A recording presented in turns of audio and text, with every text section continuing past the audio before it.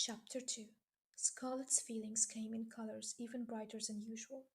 The urgent red of burning coals, the eager green of new grass buds, the frenzied yellow of a flapping bird's feathers. He'd finally written back. She read the letter again, then again and again. Her eyes took in each sharp stroke of ink, every waxy curve of the Caraval master's silver crest. A sun with a star inside, and the teardrop inside of the star. The same seal was watermarked onto the enclosed slips of paper. This was no prank. Donatella, Scarlet, plunged down the steps into the barrel room in search of her younger sister. The familiar sense of molasses and oak sneaked up her nose, but her scoundrel of a sibling was nowhere to be found. Della, where are you? Oil lamps cast an amber glow over bottles of rum and several freshly filled wooden barrels. Scarlet heard a moan as she moved past, and she caught bits of heavy breathing as well. After her latest battle with their father, Della had probably drunk too much and now dozed somewhere on the floor. Donna, she choked on the last half of her sister's name. Hello, Scar. Della flashed Scarlet a slobby grin, all white teeth and swollen lips.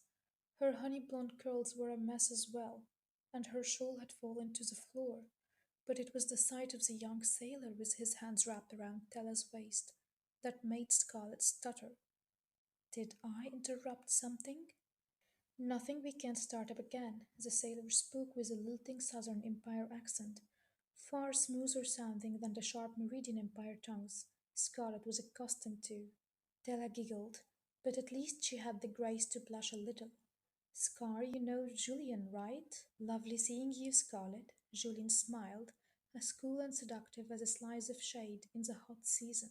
Scarlet knew the polite response would be something along the lines of, Good to see you too, but all she could think about were his hands, still coiled around Della's pre-wrinkled skirts, playing with the tassels on her bustle, as if she were a parcel he couldn't wait to unwrap. Julian had only been on the Isle of Trist about a month when he'd swaggered off his ship. Tall and handsome, with golden brown skin, he'd drawn almost every woman's eye. Even Scarlet's head had turned briefly, but she'd known better than to look any longer. Della, mind if I pull you away for a moment? Scarlet managed to nod politely at Julian. But the instant they'd woven through enough barrels to be out of his hearing, she said, What are you doing? Scar, you're getting married. I would think you'd be aware of what occurs between a man and a woman. Della nudged her sister's shoulder playfully. That's not what I'm talking about. You know what will happen if father catches you, which is why I don't plan on getting caught.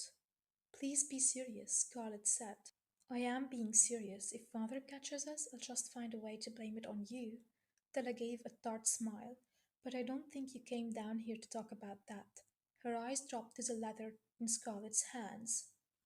The hazy glow of a lantern caught the metallic edges of the paper, making them blaze a shimmery gold, the color of magic and wishes, and promises of things to come. The address on the envelope lit up with equal luster. Miss Scarlet Dragna, care of the priest's confessional, Trista, conquered isles of the Meridian Empire. Tella's eyes sharpened as she took in the radiant script. Scarlet's sister had always liked beautiful things, like the young man still waiting for her behind the barrels. Often, if Scarlet lost one of her prettier possessions, she could find it tucked away in her younger sister's room. But Tella didn't reach out to take this note. Her hands remained at her sides, as if she wanted nothing to do with it. Is this another letter from the Count? She spat out the title as if he were the devil. Scarlet considered defending her fiancé, but her sister had already clearly expressed her thoughts on Scarlet's engagement. It made no difference that arranged marriages were very much in fashion throughout the rest of the Meridian Empire, or that for months the Count had faithfully sent Scarlet the kindest letters. Della refused to understand how Scarlet could marry someone she'd never met in person, but wedding a man she'd never seen frightened Scarlet far less than the thought of staying on Trista. Well, Della pressed, are you going to tell me what it is then? It's not from the Count. Scarlet spoke quietly, not wanting Della's sailor friend to overhear. It's from the master of Caraval.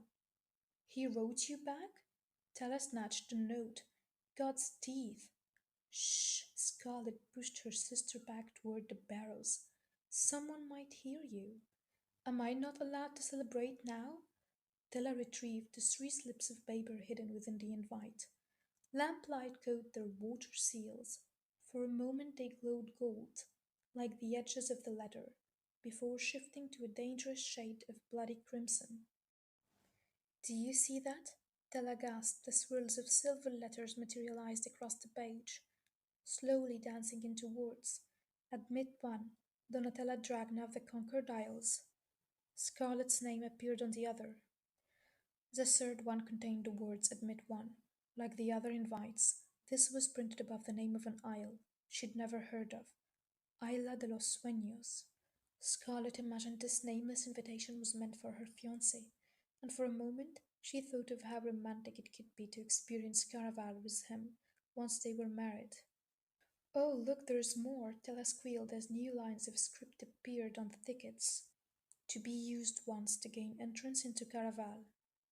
Main gates close at midnight on the 13th day of the growing season, during the 57th year of the Valentine dynasty. Anyone who arrives later than this will not be able to participate in the game or win this year's prize of one wish. That's only 3 days away, Scarlett said. The bright color she'd felt before turning to her usual dull shades of grey disappointment. She should have known better than to think even for a moment that this could work out. Maybe if Carval were in 3 months or even 3 weeks, sometime after she was married. Scarlett's father had been secretive about the exact date of her wedding, but she knew it wouldn't be in less than 3 days. Leaving before then would be impossible and far too dangerous. But look at this year's prize, said Della. A wish. I thought you didn't believe in wishes. And I thought you'd be happier about this, Della said. You know, people would kill to get their hands on these. Did you not see the part where he said we need to leave the isle? No matter how badly Scarlet longed to go to Caraval, she needed to get married even more. To make it in 3 days, we'd probably have to leave tomorrow. Why do you think I'm so excited? The glimmer in Tella's eyes grew brighter, and she was happy the word turned shimmery, making Scarlet want to beam along with her and say yes to whatever her sister desired.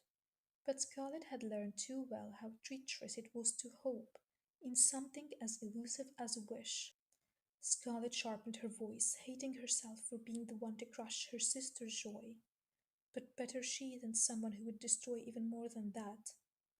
Were you also drinking rum down here? Have you forgotten what father did the last time we tried to leave Drizda? Della flinched. For a moment she looked like the fragile girl she pretended so hard not to be.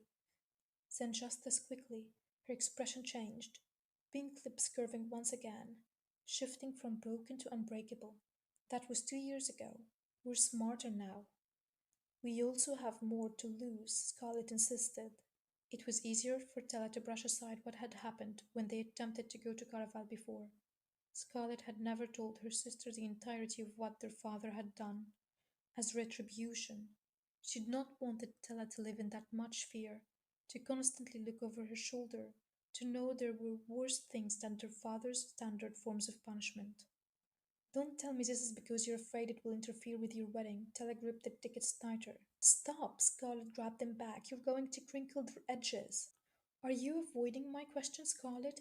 Is this about your wedding? Of course not. It's about not being able to get off the island tomorrow. We don't even know where this other place is. I've never heard of Isla de los Sueños, but I know it's not one of the conquered isles. I know where it is. Julian stepped out from behind several rum barrels, flashing a smile that said he'd make no apologies for listening in on a private conversation. This doesn't concern you. Scarlet waved him away with her hand.